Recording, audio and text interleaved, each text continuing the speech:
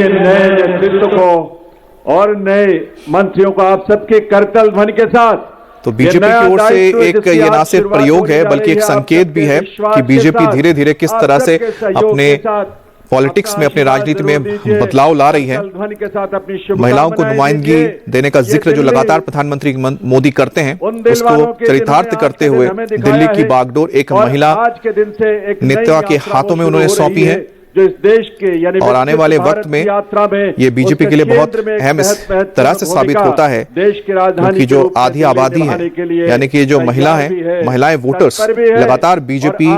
के अहम वोटर्स के तौर पर निकलकर सामने आई हैं। और खासतौर पे दिल्ली में अगर देखा जाए, अरविंद केजरीवाल अगर 10 साल से ज्यादा का वक्त उन्होंने यहाँ पर गुजारा, बतौर आप सबके सत्ता में रहे, मुख्यमंत्री भी रहे, तो उसमें महिला वोटर्स का बहुत बड़ा योगदान रहा। तो न सिर्फ बीजेपी के लिए यहाँ पर एक महिला को बागडोर देना मायने रखता है आने वाली राजनीति को देखते हुए, लेकिन साथ ही ऐसा प्रतीत होता है कि 2029 के राह पर बीजेपी निकल चली है।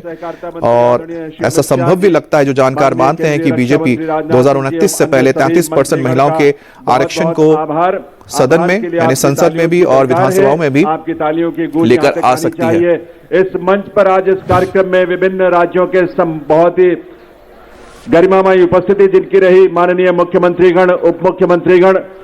माननीय मंत्रीगण जिन्होंने अलग अलग राज्यों का प्रतिनिधित्व किया,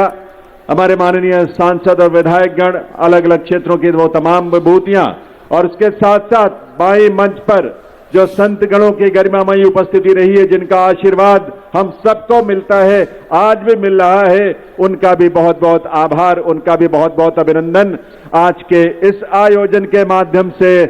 दिल्ली की नए युग की स्वर्णिम युग का ये दिन जो हम सब आतुरता से जिसकी प्रतीक्षा कर रहे थे, उसकी शुरुआत इस रूप में हुई है आप सबकी गरिमामयी उपस्थिति में। तो आप सब, हम सब मिलकर इस दिल्ली को एक ऐसे देश की राजधानी बनाएंगे जो विकसित भारत की राजधानी के अनुरूप वैश्विक स्तर पर अपनी पहचान भी बनाएगा, अपनी साख बनाएगा, और ऐसा जीवन जिसकी कल्पना और जिसके सपने को देखते हुए दिल्ली की जनता ने इस बदलाव के लिए एक जमीन तैयार की, एक आधार तैयार किया। और आज इस रूप में ये नई सरकार नई उम्मीदों के साथ, नए विश्वास के साथ जिसने शपथ लिया है, ये आप सबकी उन आकांक्षाओं पर, उन सपनों को साकार करने के लिए पूरी समर्पण भाव से और सेवा के भाव से और आप सबके सहयोग से देवियों सज्जनों, ये यात्रा दिल्ली की आज से आरंभ हो रही है।